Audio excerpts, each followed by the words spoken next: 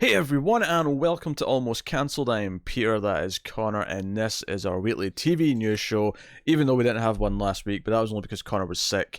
The remnants are still there. If you're watching the video, you can see him wiping himself.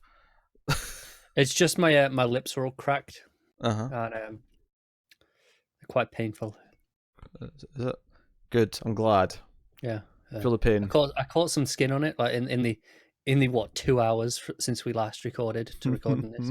It's gotten about 3 times worse. Right on the upper lip, right in the middle. And it's stinging like a bitch. Also, I just love me saying Connor's wiping himself. Sounds really bad out of context. It does. Because let's face it. Unless you're sick, there's only one part of your body you're wiping on a regular basis. So yeah. So, this is a TV news show. We talk about renewals, cancellations, pilot orders, shows in development, casting, all sorts of wacky shenanigans every week. We do have news from the past 2 weeks here to talk about, and we will start with cancellations. Apparently, I can never remember if I do renewals or cancellations first, so I'm sure it swaps around a lot. I mean, I thought we start with the trailers usually when those are there. Oh no! They're never first. No. They're not. No. It's always renewals and cancellations. Although sometimes cancellations and renewals, depending what I'm feeling. If I'm feeling saucy, maybe the other way around. And then premiere dates come after that, and then trailers, because often premiere dates and trailers will come as a package. So you get the premiere dates that are on their own, and then the premiere dates that are with trailers, and then just trailers, and then the rest of the news. Look, all right. It's a well-oiled machine at this point. It's a flawed system. Room for improvement. Suggest some then.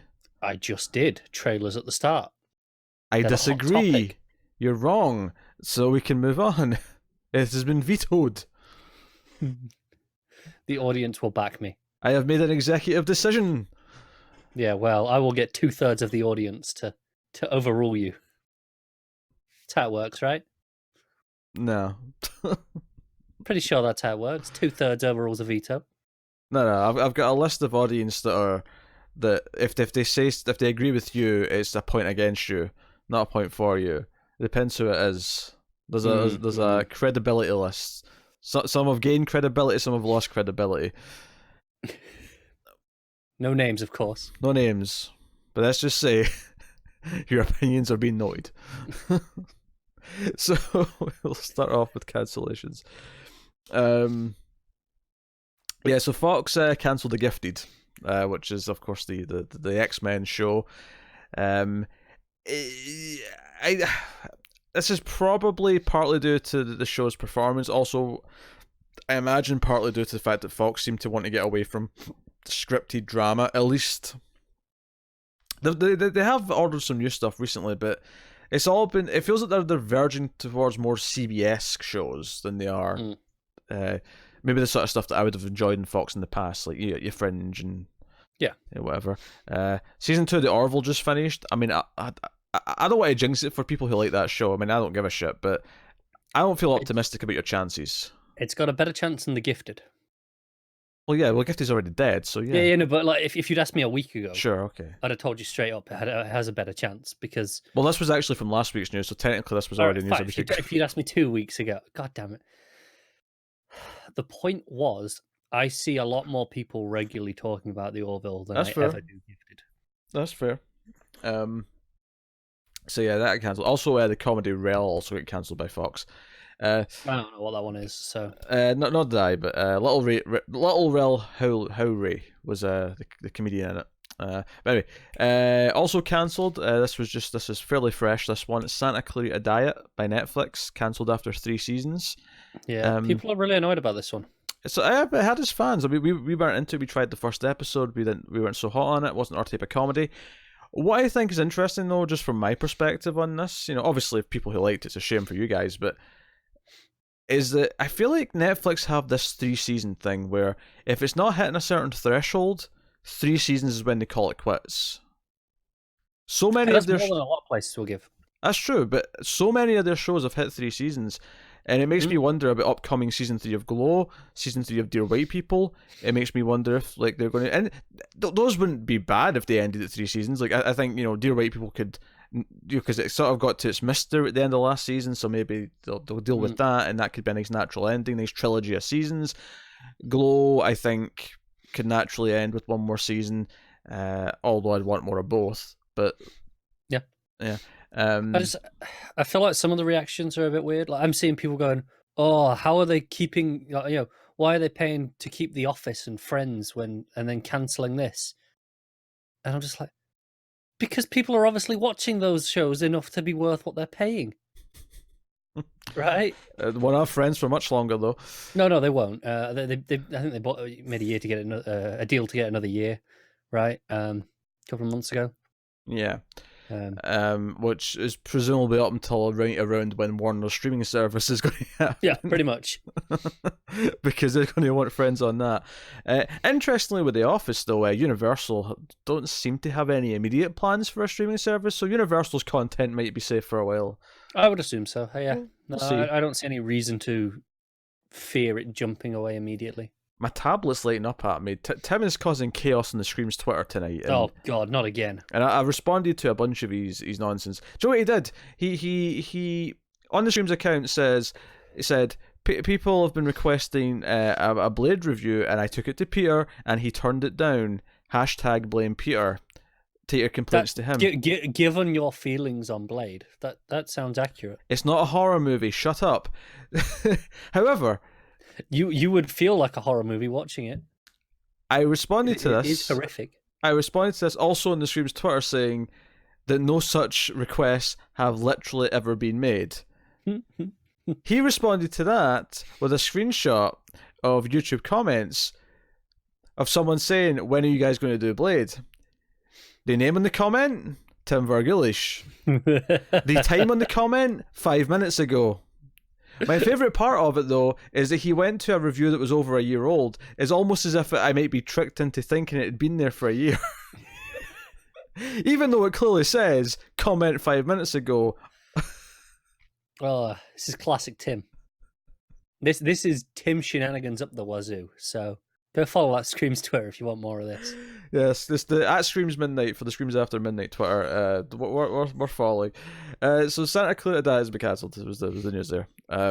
So we'll see what happens there. I mean, on the one hand, I like that Netflix are cancelling some shows because it's not like they're just letting everything continue. So that there is at least like some. Realistically, they can't financially let everything continue. Not everything, no. It's not a bit as hard yet ourselves. Obviously, we love Travelers, but that had, which also 3 seasons, by the way. But also that did have a kind of ending that worked. It did, and you mentioned things like Dear White People. I'm like, yeah, if that ends at 3, I'll be happy with that. Yeah, but it's not a bit as yet on a show where we're like, no, this has to be more. Like, what are you doing, Netflix? We've not been made angry yet by this. We've not. That's not to say that it won't happen. It will eventually. It always does. Yes. It'll be interesting to see how many shows they have, though, to get past 3 seasons, like, going forward. Because obviously House of Cards and Orange is the New Black got up to, like, 6 or 7 or whatever. But I wonder, like, has there been any since then that have gotten that far? And it's only been a few years, so obviously there's not really been time for anything to get that far. We know Stranger Things is only planned for maybe about 4, so... It'll probably go past 3, but... Yeah. Yeah, but we've heard 4 before, so it's not going to get much past it. It was always a relatively finite idea with the kids anyway. Yeah. So. Yeah, because they're going to age. Exactly. That tends to happen. So I'll be curious. I'll be curious to see if anything like actually lasts longer. And I'm looking at even some of the bigger profile shows. I'm like, Mindhunter. I'm like, yeah, that's taken so long to make each season that 3 sounds kind of right. You know, you'll be lucky to get a 3rd season. Yeah. You know. It seems to be the number. Else? I'm trying to. I don't think there is. Might have to just quickly open up Netflix and look at their originals tab if it decides to show me the originals tab, because it doesn't always. Here we go. Well, I'm there. It's showing me, although it's one of those ones with it's all the mixed in movies and TV. Yeah, I'll get comfortable, shall I? Well, I mean, you can yabber on about something or other if you really wanted to. Was Bloodlines more than 3? I don't think so. That might have just been 3. I think that was just 3. I don't know. I'll have to just search that one. Bloodline was 3 seasons. By this logic, Arrested Development should get one more because obviously 1 through 3 weren't Netflix. So 4, 5, and 6 would be the. It's just what everyone's asking for. Anyway, let's move on. Let's move on to Renewals. Warrior has been renewed by Cinemax for season 2. A show which we fairly enjoyed the first episode of, wanted to do more, and then just didn't have time. It is worth mentioning, though, only 3 episodes a day at the time of this renewal. So they're feeling pretty confident. And apparently they've already been in some level of pre-production for it, so they felt good about it. So they seem to be quite happy. That's good, because I like that first episode enough that I'm glad there's more of it. And then also renewed, CW renewed All American, Roswell, New Mexico, and In the Dark, which means that every single new show from this past season got renewed, because all the other ones had already been renewed. Those other ones being Charmed and... Classic CW is what you're saying. Legacies. This is the first time they've ever done it. Really? Yeah, they've renewed everything, that all the freshman shows. Yeah, this is the first time. Huh. There's always 1 or 2 that get...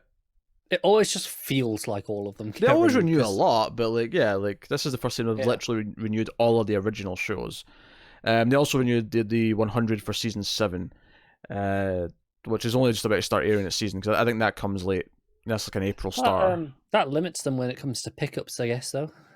It does, although they're airing things on Sundays as well. They've got the extra time, I guess. Yeah, sure. Arrow and Supernatural will be ending. And Arrow's only half the season this year, so... Yeah. But that's the Batwoman slot, so that's reserved already. Sure, well, we're assuming. No, it is. We're assuming it's the Batwoman slot. So yeah, they've renewed a bunch. Yeah. It's weird, it's funny, I think if the 100 had started a bit later, we'd probably have tried that. Because I read the description, it's had like one sentence saying, season 6 is about to start, and the ship lands on a new planet, and I'm like, wait, what? Yeah, definitely look like our sort of thing. Yeah, that's definitely the sort of thing we would try. What's happening here? Yeah, it's meant to be pretty good. I hate good things. Yeah. So then we got some premiere dates. Designated Survivor season 3 finally coming out on June 7th. This is Netflix. They saved it after, ABC cancelled it.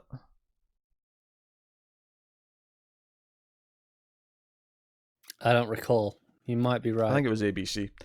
But that's coming June 7th. There was, I believe, a short trailer to go with that. Which we never watched because we stopped watching the show, but it was worth mentioning the show's coming for fans. It was ABC.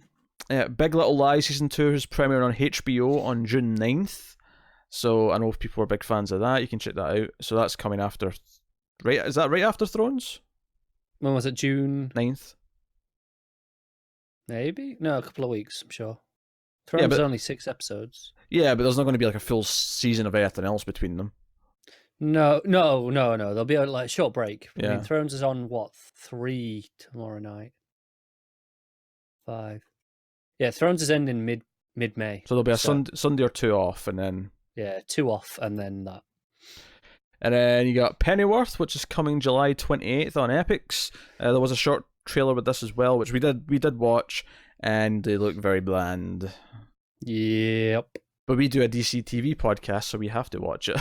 Yep. And I'm not thrilled by that at all. So that's coming, and then here's the biggie though. Dark season 2, baby, is coming July 31st. Although this is a horrible day for it, and I'll explain why in a second. But Dark season 2, we've been waiting for this. We love season 1. It's been a year and a half, and yeah, it's good news. The bad news though is that this is 1 week after the Refn show on Amazon, which is Too Old to Die Young, and just 2 weeks before Stranger Things. No, sorry, not Stranger Things, because it's the end of July, hon. It's 2 weeks before something else. I'm sure it is. Are you sure it's not 31st of June? It is June. I've wrote down July. That's why I'm confused. Because it is before Stranger Things. I second guessed myself there because I'm like, no, Stranger Things is at the start of July. What am I talking about? No, it's June. And I guess then the 30th of... 30th, is it? What's the Friday? I mean, or is it still the 31st? Or isn't the 31st in June? It can't be the 31st. What have I written down? I'm going to double check this date. Clearly, oh, it's the 21st. It's the 21st. God, you're terrible. June 21st became July 31st. Do you know what I like about that, though? I like the idea that I might have wrote down June 31st and went, no, that's not right, because there's no 31st in June. So I thought I was making a smart correction. That's probably what happened. You're just a knob. The rest of it was true, though. The rest of it was true, yes. Things. It's a week after Refn, 2 weeks before Stranger Things. So we're going to have a very busy TV schedule for those few weeks. But it's all content we're greatly anticipating. We have a busy summer, actually, because we got, Handmaid's Tale starting up at the start of June, along with Nosferatu. Too Old to Die Young, then Dark, and then Stranger Things, and then there's something else coming up. Yeah, I'm getting to that. So a few more premieres. These came with trailers, which we watched. First was What If, which is a Netflix show. It's coming May 24th. It's Renée Zellweger, and I remember this being an anthology of some kind, season anthology. What is this first season about from the trailer? I mean, Connor, you take it away. What's that about? I honestly couldn't tell you what it's actually about. It's all, what if you could make a deal and you could get anything you want? Power play. I don't know. I couldn't even begin to tell you what a plot is. Yeah, I mean, I don't want to watch this, but it's not really because I don't know what the plot is, because the plot is not here. It's more the style of this trailer clearly indicates to me that it's not for us. Yeah, I agree. It's tonally just not our thing. No. This is very much for people who watch ABC. They will like this show. If you like stories with lots of rich people in dresses and fancy suits and romance and maybe affairs, you might like this. Yeah, probably. That sounds likely. Yes, but not for us. So then next up on Netflix, we have When They See Us, which is May 31st. This is the miniseries, 4 episodes from Ava DuVernay, about the Central Park 5. The trailer certainly looks high quality, as Connor wipes his nose, as I stall till he gives his opinion. Look, I had the respect to mute myself.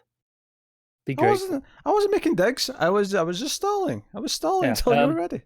It looks high quality. I have no interest in watching it. Okay, that's fair. But don't get me wrong. It looks like it's probably quite good. It looks emotional. It looks like it's it's going to deal with the court case, the unjust prosecution of these guys. And I say guys, they're young, they're teenagers. Yes, yeah. I understand why this has been made, why people will want to watch this. It doesn't look like it's not the sort of thing that I turn to for entertainment on TV. Maybe as a 90-minute, 2-hour movie, I'd be more interested. 4-episode TV show. I mean, 4-episode is maybe slightly more appealing than like an 8 or 10 episode show. Don't get me wrong. But it's still more than what I would usually want from a TV show entertainment. When I'm going down for 40 to an hour minute. It's a heavy subject based on a true story that's likely, if it's as hard hitting as it looks from the trailer, it's likely going to be an emotionally draining 4 hours. Actually, speaking of this being 4 hours, actually, apparently, The Hateful Eight, which I know you're a fan of because you're a big Tarantino fan. Oh yeah, you know me, biggest Tarantino fan. There's a new extended edition of that on Netflix, which is split into a 4-episode miniseries, and each episode's like 55 minutes. What? Because the movie was about 3 hours, if I remember correctly. So there's an hour longer extended cut where each thing's like 50 to 55 minutes. So it's almost 4 hours long.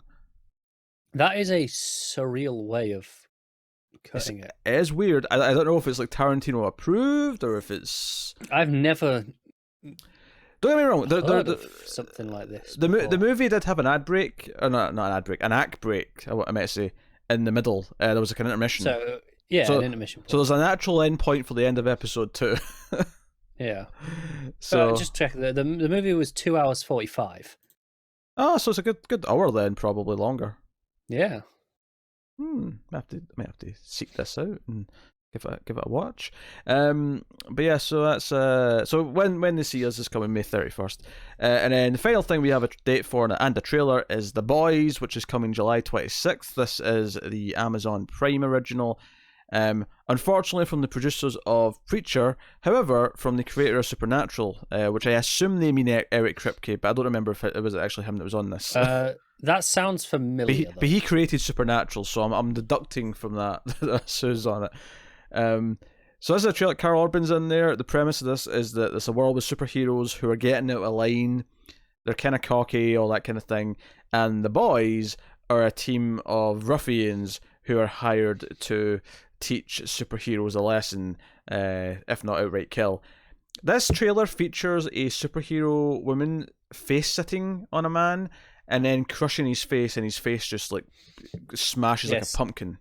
This might be the edgiest thing that will exist. It does look edgy. It's out-edgying Titans. This is meant to be satirical, though, so it might get away with it in the show. It feels like it... Now, obviously, this is just a trailer, and it's very well cut trailer, actually. Yeah. Great flow. And it might actually be self-aware that it's edgy as shit. And if that's the case, it should be very enjoyable. I like Carl Urban. Yeah, me too. I like the idea of the over-the-top violence. Yeah, I checked it. Is Eric Kripke. As Eric Kripke. So that's promising, because obviously he did Supernatural, which was really good at the start, and he also did he co-created Timeless, which we enjoyed. Yeah. So you know, there are things there to be positive about. Yeah, and the trailer's not bad. So yeah, well, yeah, we'll see. Yeah, I know it's weird saying this because we're not doing season 2 of The Tick because we didn't have time, but I really like The Tick. And I was getting kind of edgy The Tick from this, almost. I can see it. Which is funny, because that's also Amazon, but... Yeah, I'm hopeful for this, but I am cautious that this might be a bit too edgy for its own good and get lost in the edginess rather than actually being enjoyable. But we'll see. So, not premiere dates, but we do have some vague kind of statements about a few other shows from HBO. One of which is confirming that Westworld will not return until 2020. Shocked, I tell you. Shocked. Well, based on the gap between season 1 and 2, I thought it was fairly... Yeah, we could have got it late this year. Yeah, it was fairly reasonable to expect in like October, but they're saying 2020. Okay, fair enough. Take as long as you need. Make a good season. I'll live with it. That's just the landscape we're in now. TV shows, most good TV shows now do not come a year apart. No, so we're not going to have Westworld this year. We're not going to have Better Call Saul this year. There's a very good chance we won't have Mr. Robot this year. Oh, I'm hoping they surprise us. Joe, it would be nice for Mr. Robot if it actually... I mean, it doesn't finish this year, but they start it before Christmas. It's like a Christmas gift. It's like, hey, here's Mr. Robot. That'd be nice. That would be good. Merry Christmas, you filthy animals. No, that's one that they haven't confirmed isn't this year yet, unlike the other two. So maybe, but man, this year's looking weird. It is looking weird, but there's new interesting things to be excited about. There is. Hopefully some of those pay off. So they're also confirmed that the 4th season of Insecure will be next year, as well as season 10 of Curb Your Enthusiasm, which I approve of because Curb's great. So those are all coming in 2020. Still to be determined, though, it says after here. And to me, the fact that they didn't say this about these shows, well, at least one or two of them, means that they're probably coming this year. I'm thinking mainly Lovecraft Country, which we know has already been shooting, if not finished shooting. I feel like that's October seems prime for that. Yeah, I was just going to say October. Yeah. There's one other one, but I won't mention it because it's going to come up in another news story. But I'll just say they didn't have a date for it yet. And then the other one, which we've not heard about in a while, but they've changed the name of this, and I'm glad because I can never say the title. This is the J.J. Abrams sci-fi one. It was Demimonde before. It's been changed to Contraband, which is much easier to say. So thank you. Oh, that's way more boring. No. Do you know what I think it is? I think they listened to the show and went, "Yeah, there's going to be tons of people struggling to how to pronounce this. They're probably right, but Contraband. That's such a boring title. It is, but we'll get used to it. Demimonde. I'm like, oh, what's this? Tell me more. So yeah, so they're coming 2020. I the main one there is that Westworld will not be coming this year. That was the main reason I put that in. But they were all kind of interesting just to see the current state of things. So and again, speaking of the vague times of things coming, Witcher on Netflix. Netflix confirmed that it's coming in the fourth quarter, which they specify here in the article from either Deadline or Variety saying October to December this year. That's when Yeah. it's coming. This came from a conference call where the CEO was having to like tell investors things, and they were saying, "Oh yeah, the big thing we've got coming this year in the fourth quarter is Witcher." I hope someone reached out to Netflix and confirmed that October to December, because obviously they were talking to investors. So to me, that says, okay, well, they could have been talking fiscal year. They could have been. So they could have actually been talking, January to March of next year. So it's a question about Netflix's 2019 lineup. Again, though, I think you're being anal about this. I think I possibly am. I think you're being anal about this because the question specifically states 2019 lineup, and I don't think that means up until the end of the fiscal year, which is end of March. Again, if this was coming from anyone but an investor's question, I might agree. But that just puts in the back of my head that if we don't see this till early next year, I won't be surprised. I'm not like, I won't even be that upset. I'm not like super pumped about this Witcher show. I think it might be a travesty. It's possible. Yeah. So I mean, it could go either way. He also mentioned on the same call, in the third quarter we've got new. No, here's what proves it actually. Okay. Stranger Things is in quarter 3 in July. Okay. So the fourth quarter has to be October, December. Okay, yeah, sure. I'll let it slide based on that context. Yeah, there you go. In quarter 3 we got Stranger Things, Casa del Papel, I don't even know what that is. Orange is the New Black, 13 Reasons Why, and Elite. So there's a bunch of things coming July to September. I don't remember what that last one is. Elite's I think a Brazilian show, I think. Okay. They also have Ryan Murphy's new show. Oh no, Elite's out of Spain. Sorry, it's out of Spain. Ryan Murphy's new show, The Politician, is coming as well. September, right? Because we had an actual date for that one. Yeah. So, and they also mentioned films like The Irishman and Six Underground. It's coming, and then I mentioned, and then at the end of it says, and then they're shooting Witcher and Hungry right now, which is an enormous European IP, very popular game and book IP that we think is going to be a really fun global series. So there's information. I suspect they're right. Quality aside, I think it has the name to draw. It'll have that fantasy appeal not that long after Game of Thrones is finished. Yeah, it's in a prime slot for the taking. So let's hope the quality lives up. There was a nice glisten off my can there as I was taking a drink. You say nice glisten. I say I got blinded. No, we need more lens flares on this show. Oh God, no, we don't. Yeah, we do.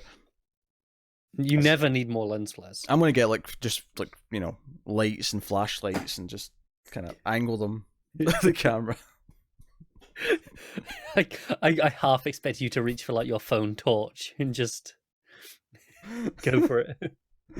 I never use the torch on my phone. I usually just use the. I'll just put it on a white screen and just use the. Really? Yeah.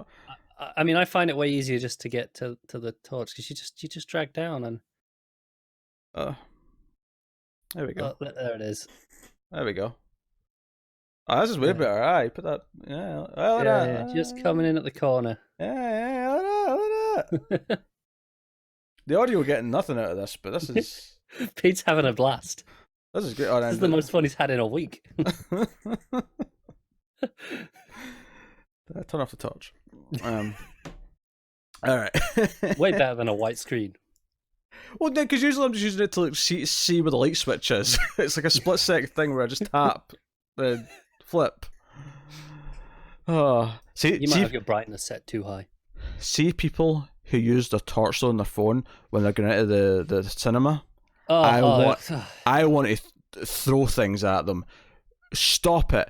Your eyesight is perfectly capable of seeing the road numbers. Stop it. Anyway. They have little lighting strips.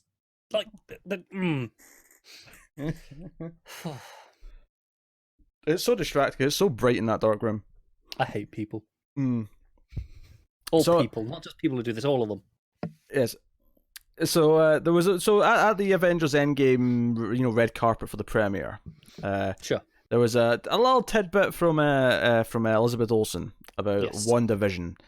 She was been asked about a bunch of things, but it came to this, and she was asked. She said that she saw. Well, no, she said it at the reveal of all this stuff at the Disney Plus thing. The image they showed was them in the 50s, which to me sounds like she's talking about the Tom King Vision book, right? That slice of life, old time America. I actually saw some headlines saying, "Oh, Olsen says that it's going to be set in the 50s." That's not what she said. She said image. She said that was a representative of the tone. Yes. So the tone might be that, and that's cool.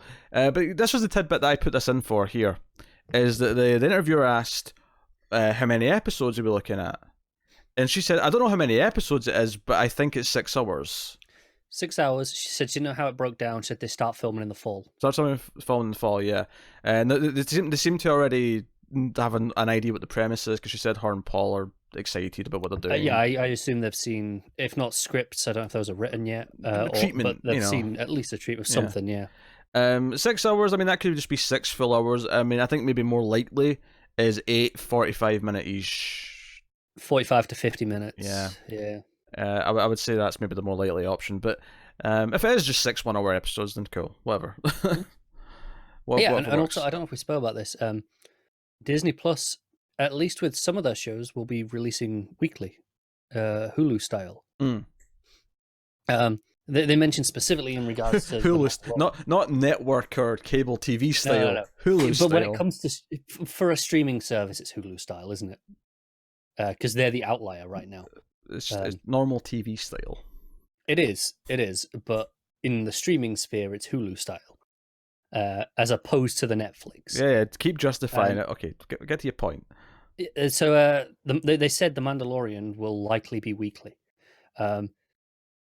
which makes sense, because they're launching day one with 3 shows, handful of movies, whatever they've got. They want people to check it all out. The more weekly, the better for us. Just for covering it, it's easier if it's just one a week as opposed to absolutely. As with binge content. Not that I'm committing to more than one episode of The Mandalorian. Let me make that clear. Let me make that perfectly clear.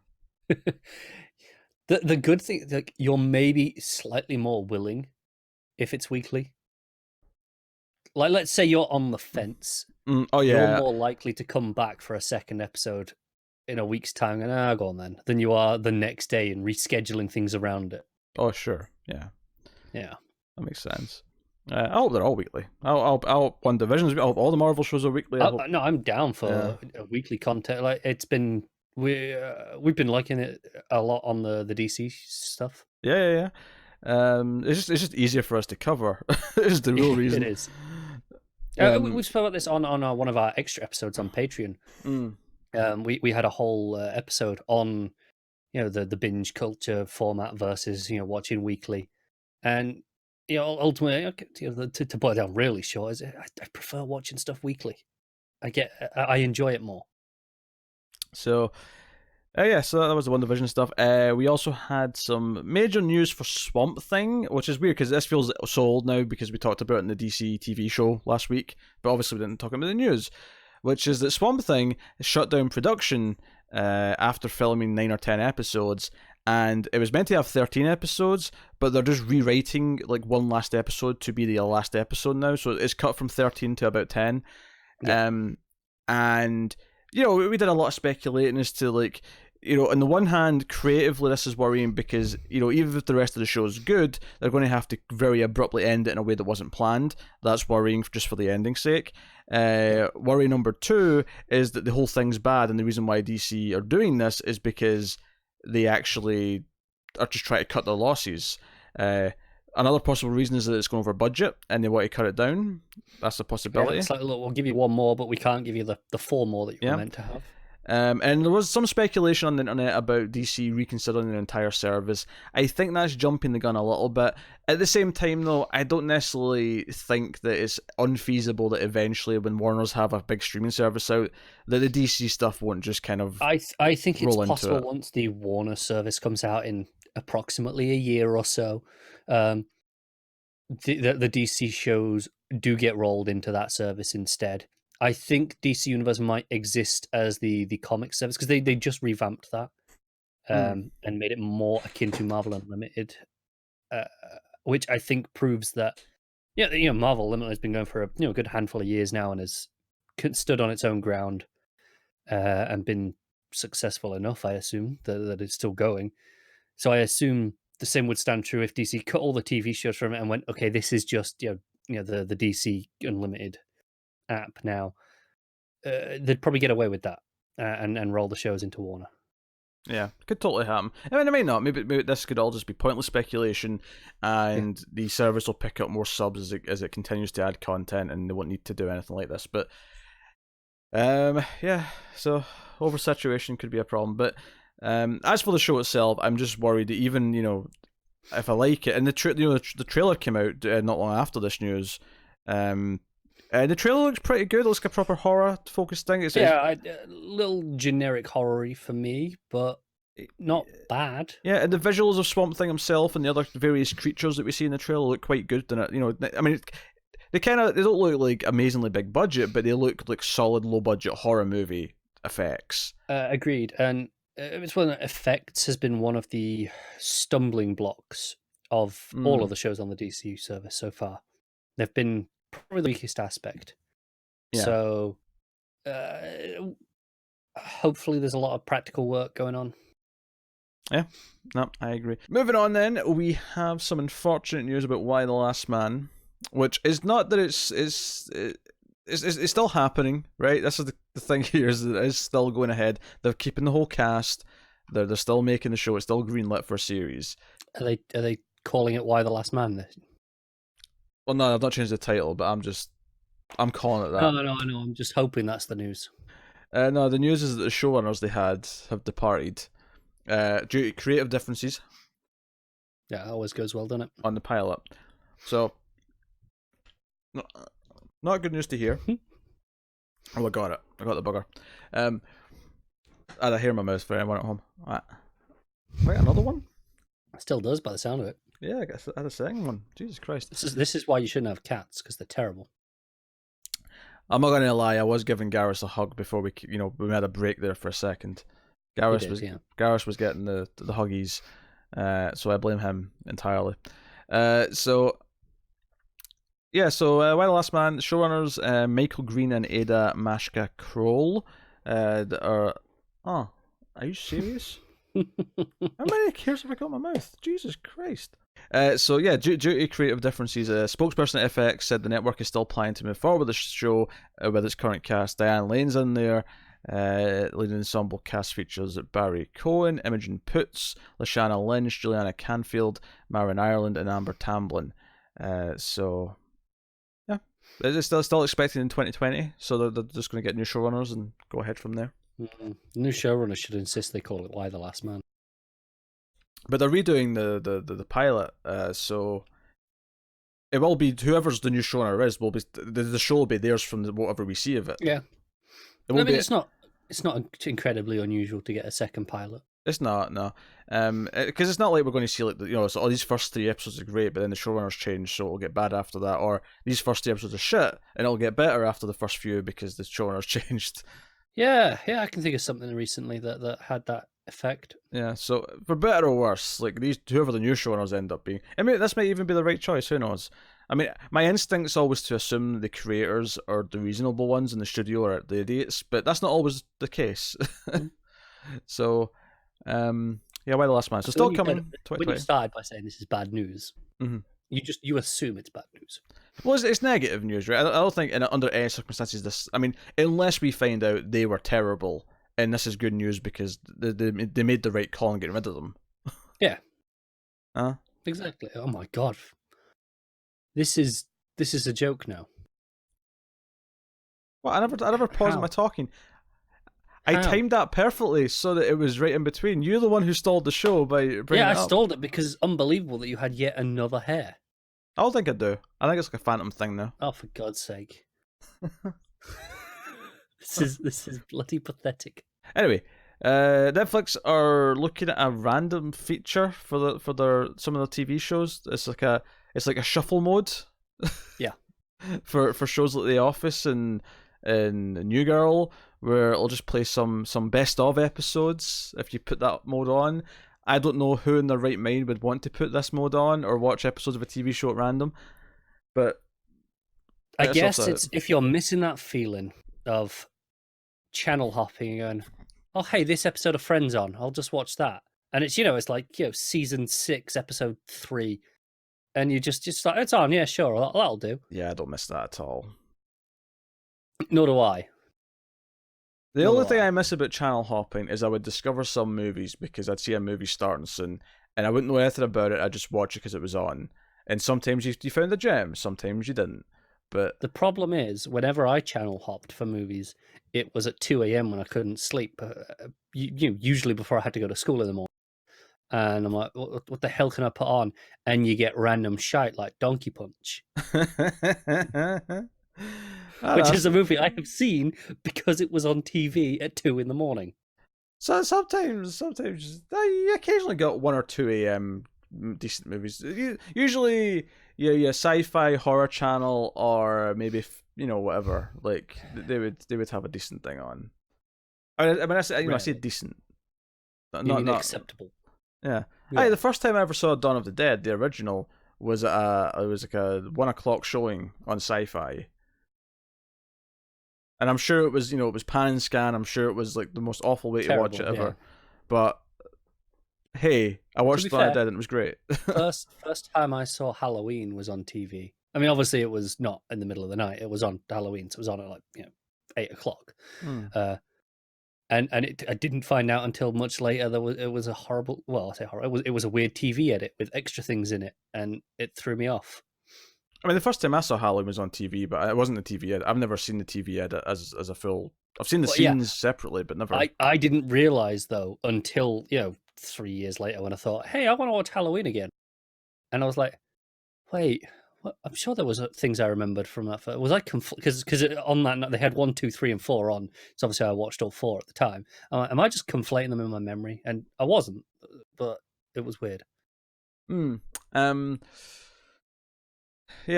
And obviously I would never watch a pan scan thing now, but like there was a time and that's all you had. That was your only option because that's what was on TV. Yeah. To get back to the news topic though, I actually like the idea of expanding it out to movies. Like say I want to watch a horror movie, but I don't know which one I want to watch because there's 600 to choose from. Pick one at random. I don't think it works with the random feature because you always have that temptation just to skip and go to the next one if you don't like it. And you're saying that's a good idea, and it is in theory. Here's my thing though: if you truly want to recreate the feeling of catching something, what you need to I'm going to compliment Shudder here. Because Shudder have this, what I'm about to tell you. They have a live stream channel which plays movies from their the library, sure, like a TV schedule, and you the only problem is they don't really give you like a schedule for it well though, so you don't really know when to tune in for things. You just kind of have to time it, stumble on, yeah. But like other than that, no, it's a good idea of like Demons is playing. Maybe I'll watch this because that's what happens to be on. Now, at any time you can exit out and just go to the library and pick something like you would on Netflix. But there is this constant streaming channel going. I think if you want to do that with movies, I think that's how you do it. You have a channel, and it's almost like Netflix is saying, "Hey, we're highlighting some of our best things. We're highlighting, today's horror day. So here's just horror movies all day." Yeah, and I think the best way of doing this is you add an option to say you come in halfway through a movie, and you watch 5 minutes, and then you go, "Oh, play from start." There it just takes you to that. Yeah, that's an idea. Yeah, I think I typically had the movie channels growing up, so there used to be lots of decent things on when you had like 10 movie channels, and 1, 2 a.m. they'd still be playing decent stuff. I didn't. I was on the basic channels. It wasn't until like 5 a.m. and it would dry up and it'd be like, yeah, it's dead for like 5 hours. Yeah, no, I was on the basic channel, so 2 a.m. was Donkey Punch. And watching movies till 5 a.m. was a regular occurrence when I was in my youth. So that said, I'm pretty sure I saw the original Grudge late night on TV as well. So there were some gems. It's funny though, because I gravitated away from watching stuff on TV because I became more versed in movies, and I built a DVD collection, and those were all in widescreen, right? Original aspect ratios, and I care about that. And then there was a transition in TV where all the movie channels switched to being widescreen and showed all the films properly. So then I started, I'll get the movie channels again because they're showing movies properly.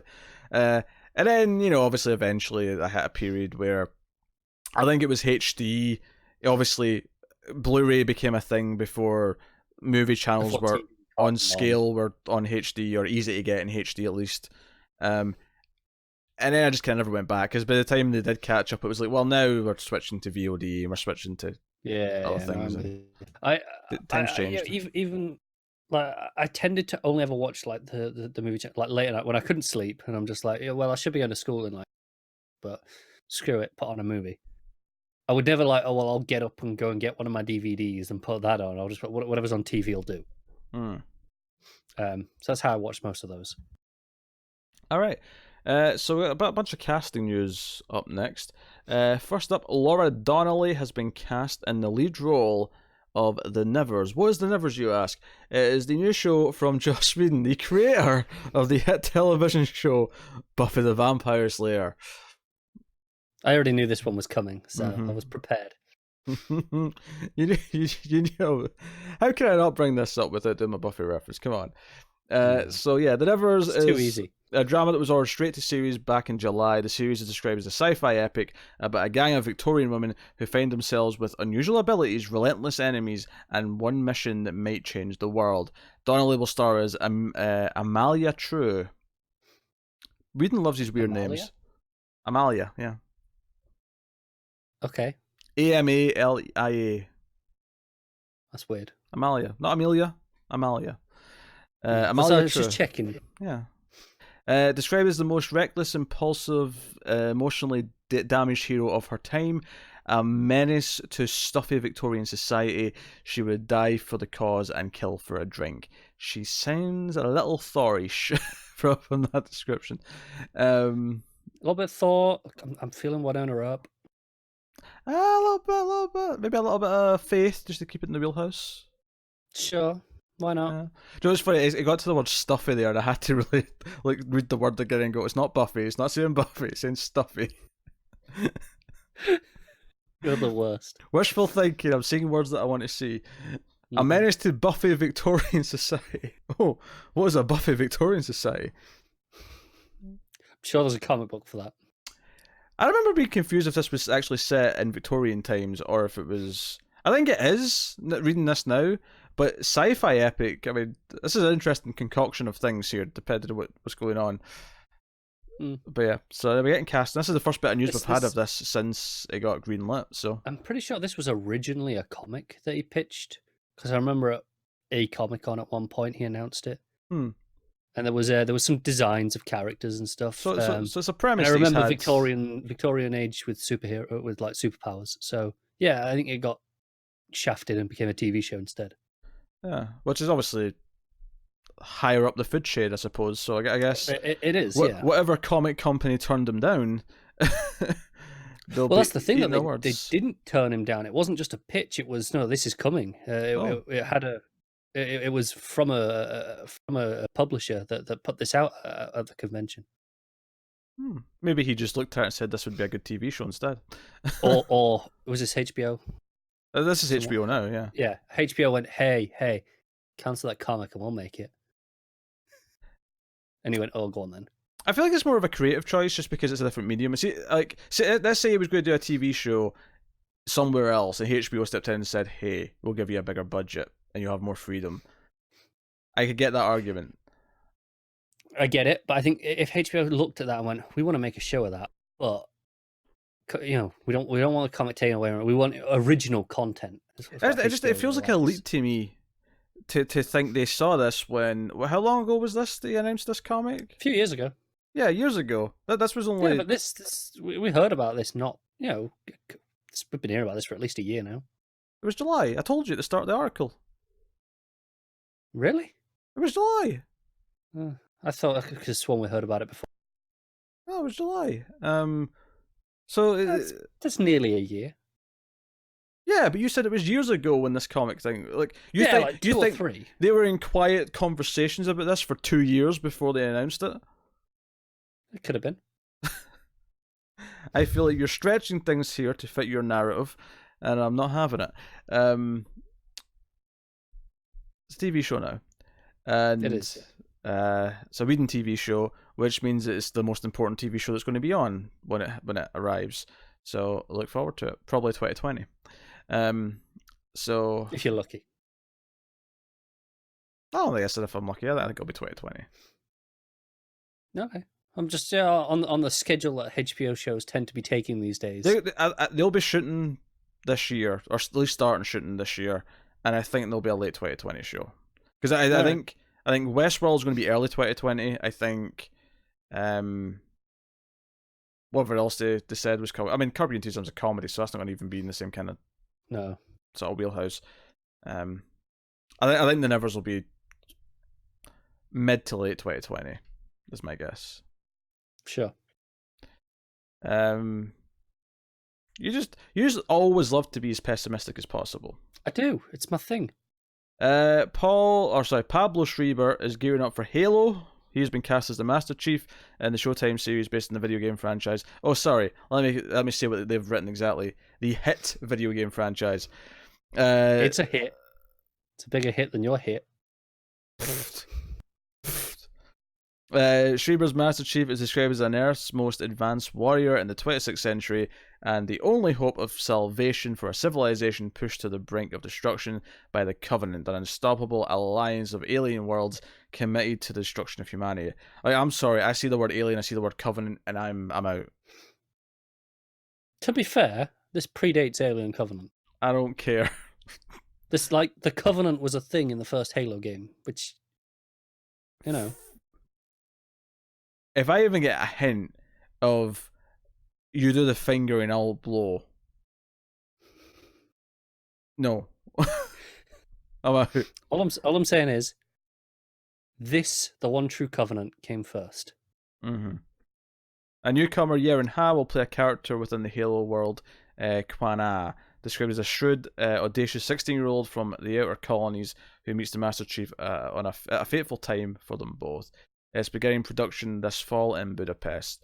That's probably a late 2020 as well. Probably, yeah. This is the actor who was the leprechaun on American Gods. That's correct, yes. Which is the only place I think I've ever seen him, and he was perfectly fine in that. Not what I would have pictured for Master Chief, I'll be honest. Master Chief, but that said, very much a blank slate in the games, at least.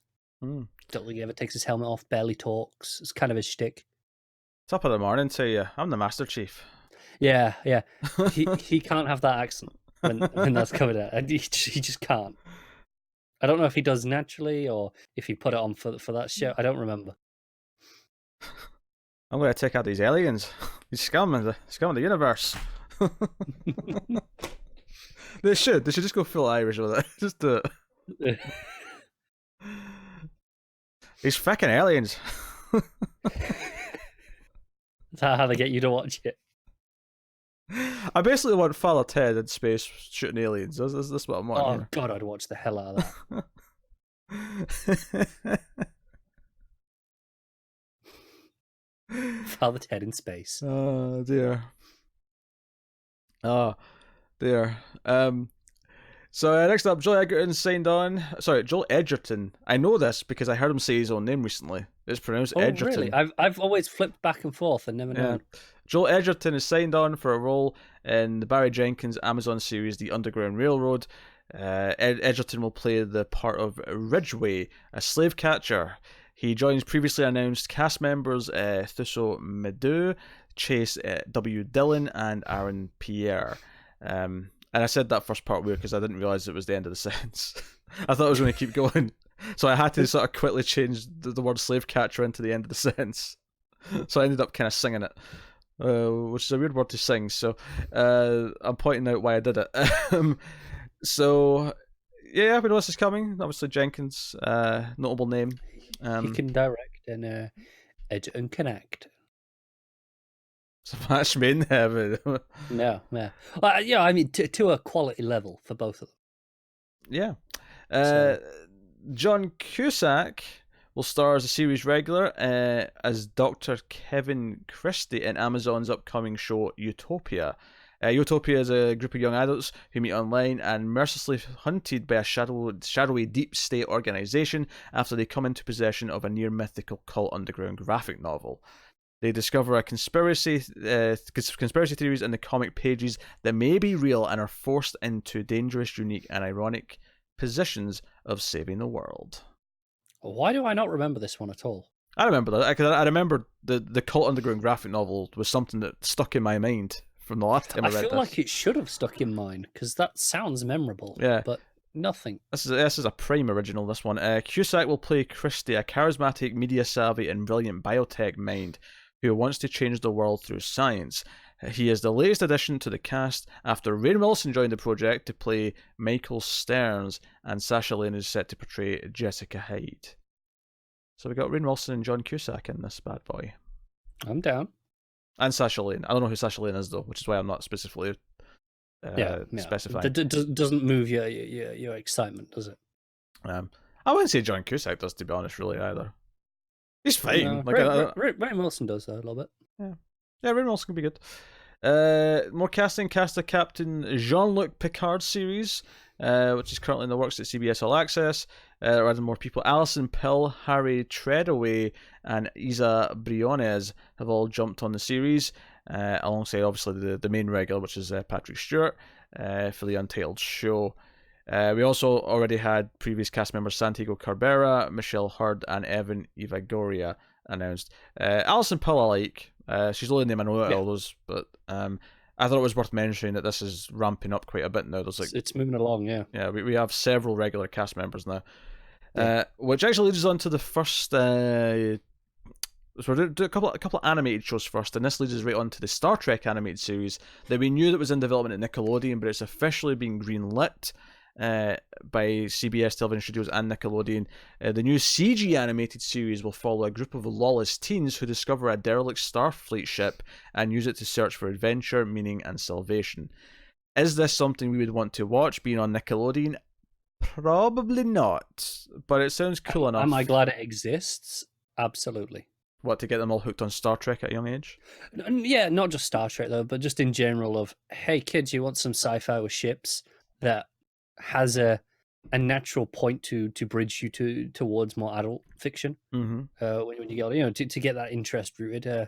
It's something I say a lot about with DC Comics are doing a great job with Zoom and Ink books at the minute of putting out for younger ages and teen, to lay that groundwork so that the interest is there to get them invested in franchises. So this makes perfect sense. Fair. And then Netflix have ordered an adult animated comedy show to its slate. The streamer has put a series order for Inside Job from Gravity Falls and Disenchantment writer Shion Takuchi. If I'm saying that even remotely right, I apologize if I'm not. The show will be the first one she produces under her recently signed overall deal with Netflix. The 20-episode adult animated series will be produced at Netflix Animation. I wonder if it's 20 because it's half hour, and because they usually do 10, right? I wonder if that's the logic behind this. Or this is one of those. Well, we say 20, we're ordering it, but it'll actually be 2 parts. Yeah. It describes a workplace comedy set in a shadow government where every conspiracy theory from the Illuminati to the reptoids, is true, and one woman struggles to keep all the chaos under wraps. That sounds kind of fun. Every conspiracy theory being true. As someone who's never seen it, this for some reason is making me think of Archer. Can you see any reason why I would think of Archer reading this? They work as a spy agency. Sure, yes, maybe that's a lot of adult comedy. Maybe that's it. Maybe that's what I'm thinking of. But yeah, so that's shadow organization. I guess you could kind of fill them in at that point. Yeah, You should watch Archer. Archer's phenomenal. Maybe one day I'll get to it. Just I have several other things I'd rather watch first. All right. Whatever they are, Archer's better. I don't know if I'm on to agree with that. 20th Century Fox TV is developing Gerald's World, an animated comedy from DJ, producer, and actor Dylan Francis and writer Spencer Porter, who worked on Family Guy and We Were Bears. Co-created by Francis and Porter, Gerald's World, not Gerald's. Gerald's Way. Gerald's World is based on the fan favorite character Gerald Francis Pinata best friend, who is either the second coming of the Great Gatsby, Tyler Durden, or both. The character is featured on Dylan's social media channels. So this is some like character he does on social media that they're turning into an animated show. Sure, why not? That's Pinata best friend, named Gerald. Yeah. Next up, Mike Myers is set to star and executive produce on a new comedy series for Netflix. The Internet Network has ordered 6 episodes of a half-hour limited series in which Myers will play multiple characters. No plot for it. Are we still in animated? No, this is on just comedy. Okay. But yeah, he's going to play multiple characters. So it's only 6 episodes, but he's going to do his shtick where he plays like every character. Yeah. Of course he is. So yeah. Mike Myers, I enjoyed the Wayne's World movies growing up, and I remember finding some entertainment value in the first 2 Austin Powers movies. But I gotta say, like anything from Mike Myers since then has just made me kind of cringe. I don't even like the Austin Powers movies. I don't know if I never liked the third one when I saw it, and I don't know if it's because it was worse than the first 2, or if it's just that I got to the age between 2 and 3 where I realized this is ridiculous. This is stupid and it's not that funny. Yeah. So I don't know. I don't know which one it is. I'm sure people will make me watch it on Patreon someday just so I can find out. But so next up, AMC has made a pilot script commitment on the Owen King and Stephen King best-selling novel Sleeping Beauties. That's Owen King's Stephen King's son, but not Joe Hill, the other one that we were more familiar with. The successful son. Yes. I mean, Owen King may be quite good. We don't know. So the goal is to create an open-ended TV series, and Owen King has been set to write the pilot script. The book has the obligatory scares one would expect from the past work of the father-son author duo, but tells a timely metaphorical story about a woman and the gender role by imagining what would happen if the men were left alone. So it's X the last woman, is how you say it. Yeah. What does it mean by open-ended TV show? I think what it means is that the book will be season 1, but the idea is there could be more seasons. Okay, sure. I think that's what it means. Okay, that's fine. It takes place in the near future in a small Appalachian town. Is that right? Appalachian? Maybe. I'm not familiar with what this is, to be honest. Right. Yeah. Where whose primary employer is a women's prison. Something happens when women go to sleep. They become shrouded in a cocoon-like gaze. If they're awakened, if the gaze wrapping their bodies is disturbed or violated, the women become feral and spectacularly violent. So if they get woken up, they turn into like feral zombies, basically. And while they sleep, they go to another place. Meanwhile, the men are abandoned, left to their increasingly primal devices. One woman, the mysterious Evie, is immune to the blessing or curse of the sleeping disease. This is the part that really makes it sound like the opposite of Why the Last Man. Is Evie a medical anomaly to be studied, or is she a demon who must be slain? Does she have a pet parrot? That's a good question. I mean, this could be good. I think the biggest problem against it is that it does make me does make me think of Why the Last Man, like almost exactly. That said, this has as equal a chance of actually being made as Why the Last Man. No, that's true. I think it's almost interesting to have both though, because it's like I almost think you could almost do like a really biting satire of like, yeah, the world with just men is even worse, like because toxic masculinity, everything else that goes on. Like, I feel like you could do some cutting commentary. And like, how do men get on when just all the women disappear or just can't be around? Not well, I imagine. Probably not. Yeah. I don't imagine either sex would fare well, but I feel like the men would probably descend into chaos just a little bit quicker. I'd put money on that, yeah. Yeah. So yeah, that's that. Next up, Lakers drama is going to come from Adam McKay. It's called Showtime. And it's coming from HBO. It's got a pilot order. Written by Max Borenstein, who worked on Godzilla. This is such a weird project for someone from Godzilla to be on. It is a true story project based on the Jeff Pearlman non-fiction book Showtime, Magic, Kareem, Riley, and the Los Angeles Lakers Dynasty of the 1980s. It's a long title. You can tell why they just took the first part of the title. Mackay will direct the pilot for Showtime, a fast-break series chronicling the professional and personal lives of the 1980s LA Lakers, one of sports' most revered and dominant dynasties. A team of that defined an era both on and off the court. On and off the court also sounds like personal and professional lives. They kind of did it twice. You want me to double drink? Yeah, do it.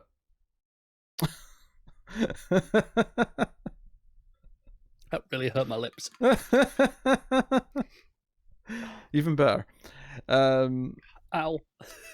Yeah, probably not for us. Although that said, though, I mean, that's not to say that I've not enjoyed other sports movies that have been based on true things. Like, I enjoyed Moneyball. Hell, I even kind of enjoyed Coach Carr. Like, you know, I've enjoyed sports movies. Mackay lately has had a trend of taking real things and really satirizing them in his direction. Yeah, not making them boring. Yeah. Yeah. I wonder if he tries to apply that to this show. Yeah, that could be interesting. He's in the pilot, so he'll set the tone, yeah, and the style. So that's very possible. So last up in the news then, Amazon is developing a drama series based on The Last Mrs. Parrish. Liv Constantine's best-selling debut novel with Kathy Schulman as Well Entertainment and Jeff Graspin's Graspin Media producing.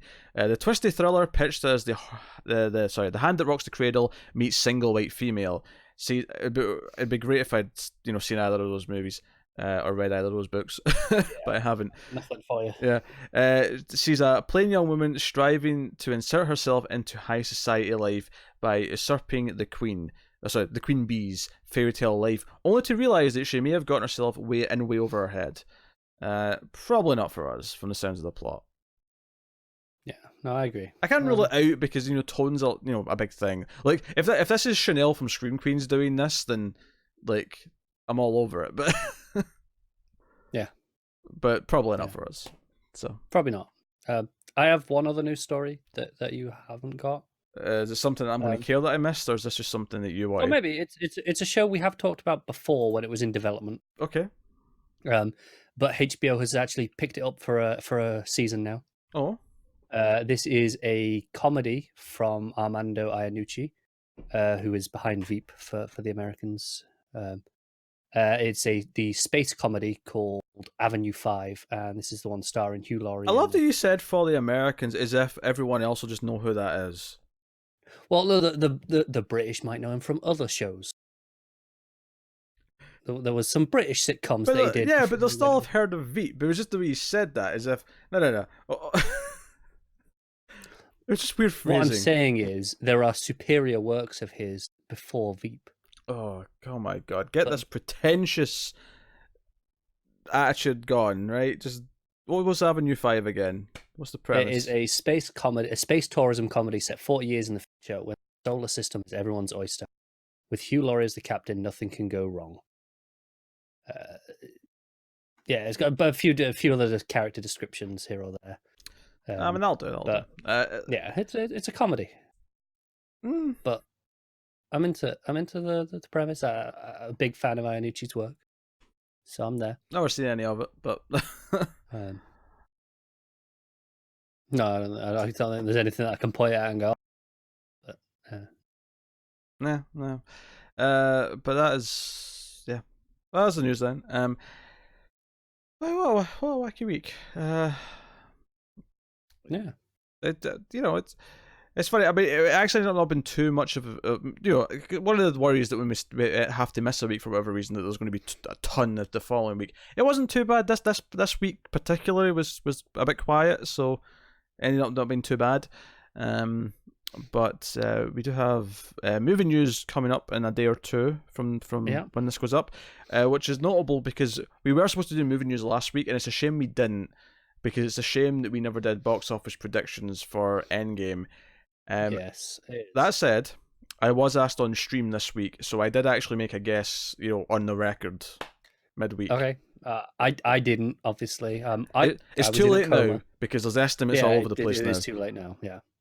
That said, I want to say that my estimate that I made for Endgame, right? Did you lowball it?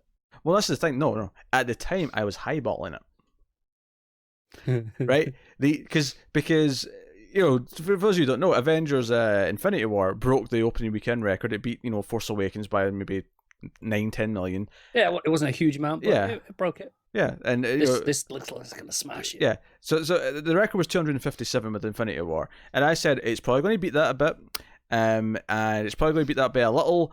I'm going to go ballsy though and say 300 million. The current estimate at the time of recording this on Saturday night is at least 350, which means that there's a good chance it will beat the record by 100 million, which is insane. That is astonishing. I mean, just for the record, I hope you're going to have to find that bit where you said your prediction on stream. Cut that out and insert. No, I don't. Enough people saw it; they can back me up. I don't have to prove it. And hell, what? It's not even like I'm wrong, and you would have guessed lower than me anyway. So I mean, you know, I won the point. I don't know what I would have guessed. I never actually gave it much thought.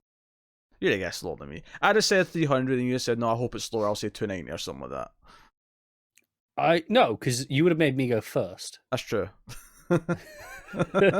So who knows where to go? It'd have been lower though. I don't think, especially a week in advance when the official estimates were still at around 260. Which I hadn't even seen either. Yeah, I know, but I don't think you'd have been shooting like upper 300s. Probably not. Because for the record, that would be insane. 350. The upper end right now is 356, but again, it could go up because it's only Saturday still. That is more than any American box office weekend has ever made. Not just one movie. That is more than the entire industry has made in a weekend before. It's a shitload.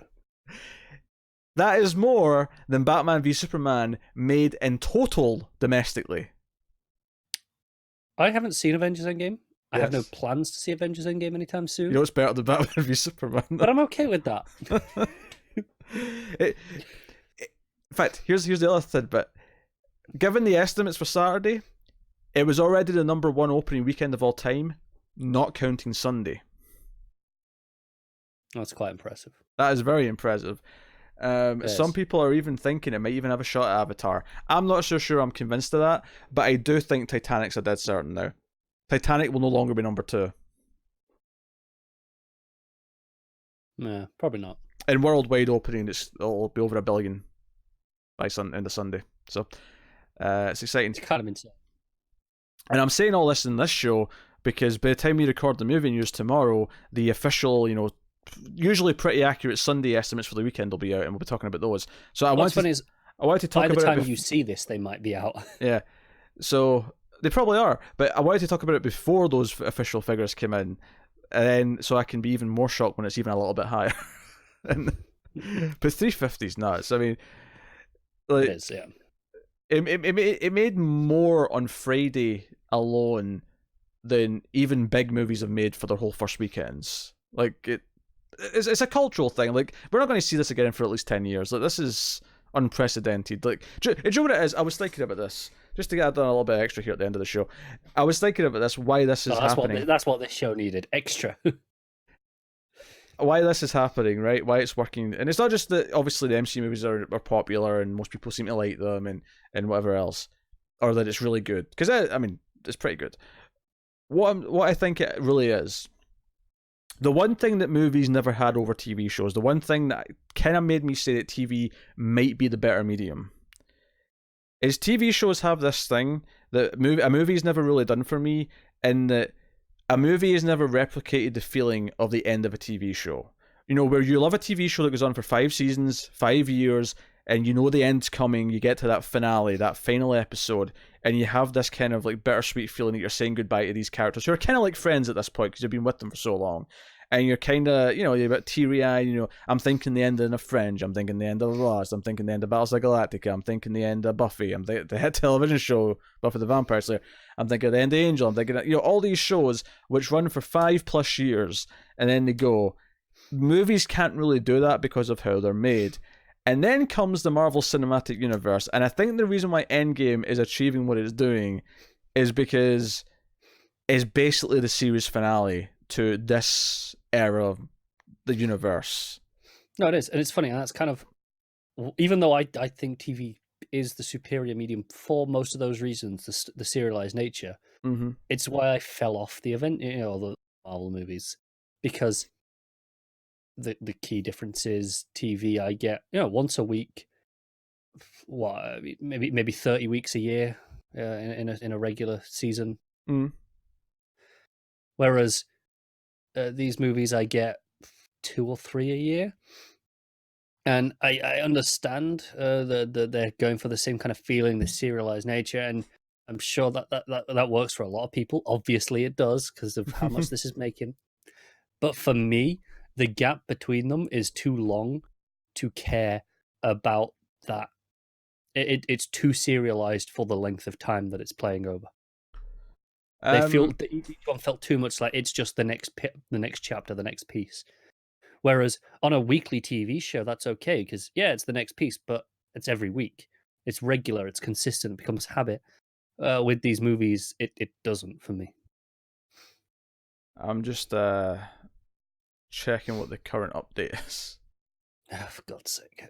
On Deadline. Just while you're doing that, I'm going to say anyone who liked Veep, go watch the thick of it.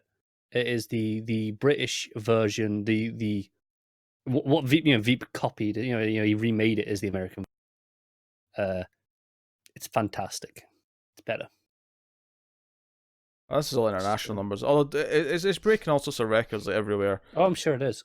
China, it's like there was people. It was going to make 300 million in China. People said, "Oh, it's going to be higher in China than it is the US," and then it isn't. The US numbers look silly. Which wouldn't be that way. Oh, China's higher than the US. Yeah. Sure, that's not a huge shock to me if that was true because of the sheer amount of number of people in China. Yeah. Now the official estimate right now on Deadline is 349 million to 356, but could still go up. Yeah, and there are maybe people who aren't familiar going, well, it's an estimate, could go down. These typically do go up. Yeah, they do. Yeah, they don't really go down. I don't know. I've been following it the last day or so. It's been kind of entertaining to watch. And I remember doing this when Avatar came out actually as well. And it's funny because with Avatar it wasn't right away because it wasn't that impressive its opening weekend. But it was like the weight just never dropped for a long time. It was like, wait a minute, this is starting to make a serious amount of money just gradually. Which most movies don't do. So it'll be interesting to see how this does. But beating Titanic at this point is pretty much a given. Sure, it's a given. Avatar could be sweating. It's funny that the top 3 movies I am completely apathetic to. I am not actually, but I mean that's okay. No, I get it. I'm not trying to shit on this movie. I'm like, I've not seen it. I don't care. And it's just Avatar might be sweating because it might be coming for its spot, but regardless, Disney win because Disney own Avatar now. Yeah, Disney making bank. Yeah, Disney. I think it's something ridiculous. Like Disney have like 17 out of the top 20 grossing movies of all time now at this point, or something stupid like that. It's really bad. Disney basically just have a machine that let them print whatever money they want. Pretty much. People like to joke that in 50 years we'll have Mickey Mouse on money. That'll be on all the money, but it could happen at this point. Why not? Disney can buy out the US government. Do you know what I think's interesting about this though? Is that this opening weekend is so gigantic and so much bigger than anything else. And I was talking about this on Twitter. Is that Avengers came out and broke the record itself, right? With 200 million. It was 207 million. It was close, wasn't it? It was like, is it going to do it? Right? That was the thing when the estimates started creeping up. We were like, is it going to get over the line? Is it going to make it? Well, and then it got over by make it to 200, yes. Break the record. I mean, it shattered the record. The record was. Oh yeah. The record was like 150, I think, or something like that. Yeah. I'm talking about to making it to 200. Yeah. Right. And it was like, is it going to do it? And this here is like, just no question.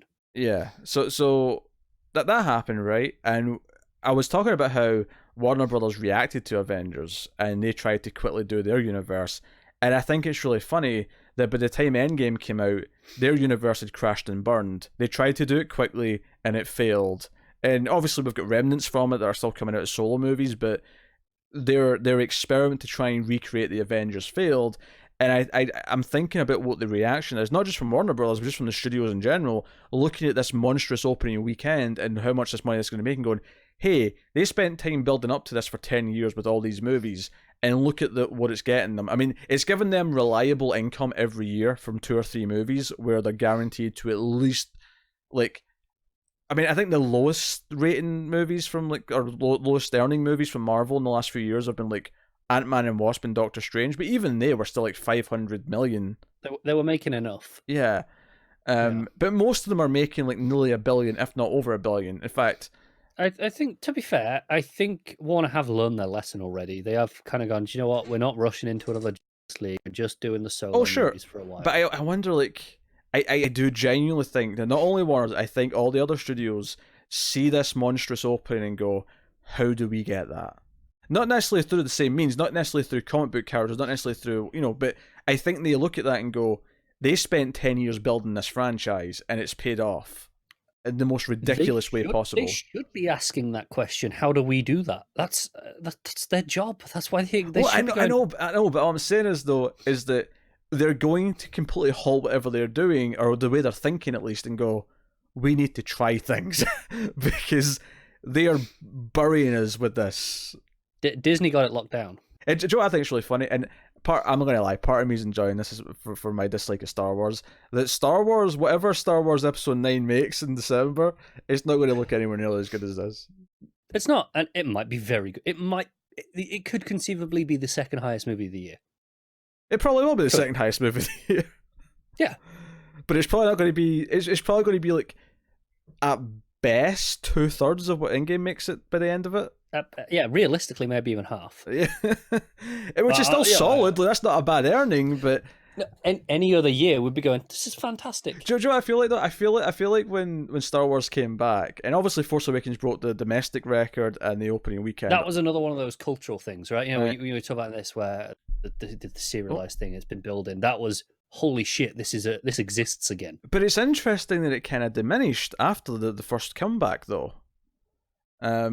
Because even Last Jedi made a lot, but it didn't quite get to the 700 million domestic. It didn't quite get to the same worldwide figure. Whereas Marvel have done this thing where the core movies have went up, and even the average across the board. Like, you look at the last few movies they've put out. Like, in Black Panther was over $1 billion. Infinity War was $2 billion. Ant-Man and Wasp, of course, was quieter, but we knew that was going to be smaller. Captain Marvel is over $1 billion now. It's almost at 1.1. And then, of course, Endgame's going to be at least $2 billion by the time it's done, easily. Yeah. It's going to be $1 billion in the first weekend. I'm not arguing. Right? It's going to be $2 billion. And I'm going to say it right now. I think Far From Home Spider-Man, I think that crosses $1 billion, because the Homecoming got to about just under 900, I think, million. I think after that, that Spider-Man has earned a bit of cred. The memory of the Amazing Spider-Mans has faded more, and I think after Endgame, and this has been because Feige actually said that it's kind of the epilogue to Phase 3. Yeah, I think that'll boost it a bit more. I think you're probably right, but just to play my cynic card, there is a chance that people see this one as the end, right? That's possible. And in 2-3 months' time, whatever it is, till Far From Home comes out, I can't remember exactly. People go, I don't need this right now. Here's the thing, and you may be right about Spider-Man. I still think it's going to make I don't think it's going to do Endgame numbers. I think it'll get to a nice cushy 1.3 billion or something like that. Nice and comfortable. They're perfectly realistic. Yeah. I'm not arguing with you. Here's the thing, though. This is what I think is genius, because Feige said, and this has turned into talking about Marvel movies, and I know it's a TV podcast. Just bear with us. We were supposed to do something else after this, but that's not happening. It's not happening, no. Here's the thing, though, which I think is really interesting. Is Feige has said that there's no plans in this next 5-year phase 4, for X-Men. Even though they've got them back, they're not rushing into it. They're going to take their time and plan it and sort of integrate them. Can I be cynical? He's going to change his mind? No. The cynic in me is they're going, yeah, we're gonna dip after Endgame. People are gonna see. I just said see that as the end. It's like we're gonna dip for a few years when we need to, give it a shot of adrenaline. Hey, bitches, X-Men. No, see, that's exactly what I was going to say, but I wasn't going to be cynical about it. I think it's genius. So you're looking at it as like some sort of weird crutch to lean on. No. This is smart because you have some downtime where you don't introduce anything too big, and let's say it is dipping a little bit, in the next 5 years because it is the Eternals and it's these other things that maybe people don't care about as much. If people are starting to lose interest, you hit them with X-Men, and all of a sudden it's exciting again. All of a sudden this is even bigger than it was before. And then you add in Fantastic Four, you add in Galactus, you add in whatever else. Take your pick. I don't know. I don't care. All right, we've got to get through bloody Dark Phoenix first. And I think it's really smart. I think it's really smart from an interest point of view because I think it will that'll be the next. Because I think what you do is you do whatever Phase 4 is going to be, with the Eternals and whatever else you do that. I think you spend a phase just building the X-Men up. Not that you just do X-Men movies, but you spend a phase doing some X-Men stuff, and then the phase after that is when you finally do like Avengers vs X-Men, or something like that. Sure. And then maybe the phase after that's like Secret Wars. I don't know. They've got a lot of big events they can say that's the phase. Like they can say this phase is Avengers vs X-Men. They can say this phase is Annihilation. They can say this phase is Secret Wars. This phase is House of M. Whatever. They have so much shit they can use to build their phases around at this point. And then Galactus is obviously one of them. The Planet Eater. Yeah. That'd be coming. That shouldn't be next though. They should because that's another cosmic entity. They should do something in between like Thanos and Galactus. You mean like the Eternals? Like the Eternals. I don't know. You can't think of anything, can you? Well, I'm more of a DC guy. It's not my job to think of it. That's a fair point. Yeah, it's not my job to think of it, but and I'm just thinking this purely on this is not even about what I want to see. This is more just about what I think is genius from a money making perspective. Oh dear. Anyway, that's been the TV news. With your bonus allegedly Marvel box office talk at the end, because that's the exciting thing that's happening this weekend. Because Pete just couldn't wait till tomorrow. Hey, we're going to talk about it again tomorrow. It's fine. This was like a good 25-minute chunk that you could cut out and just be its own thing. Yeah, but we got enough content going up. It doesn't have to be separated. It's fine. It's a bonus bit. It's a bonus segment. Yeah. Shaft did a different show though that was meant to go up tomorrow. It's fine. There's 2 weeks of movie news to talk about in the movie news. That's not going up. Not in the movie news. What? The other thing that we were supposed to record. Oh, okay. That's what to talk about. Okay. Well, I lost track of time. That's what it is. Yeah. You will apologise to those people on Twitter. Those good people. That has been the TV news.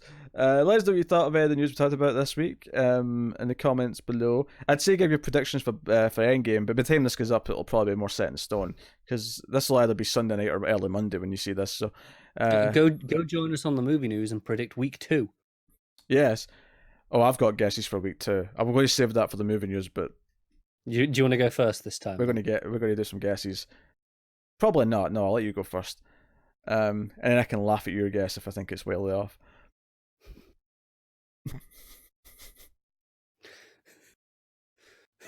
So get us on the Patreon at patreon.com/mailfuzztv where you can support us for as little as $1. You get bonuses, extras, you get early episodes of certain things, and all sorts. You get us on Twitter at mailed_fuzz for channel updates. If you want to support the show, go to Patreon, like I said.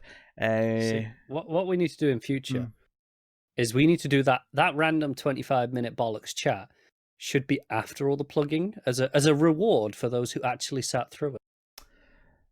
Yeah, that's true. Do you know, it's funny actually because there's a bonus segment on the Ace, on your sci-fi movie podcast that we do, and I actually thought about that to put it after the plugging, just to make people stay till after the plugging. So the only problem is you would have no clue how to finish when you got to the end of that extra section. You'd be like, "What do I do? Just stop." Well, I still have to do the last little outro bit, which is just the goodbye, but Yeah, I can get used to that. struggle. The weird thing is about this though, that wasn't on a planned section though. Like how am I meant It wasn't. You just went off on one, and I just sat here. how am I meant to know I'm going to do that? Like I don't know. I don't plan it. So it is what it is.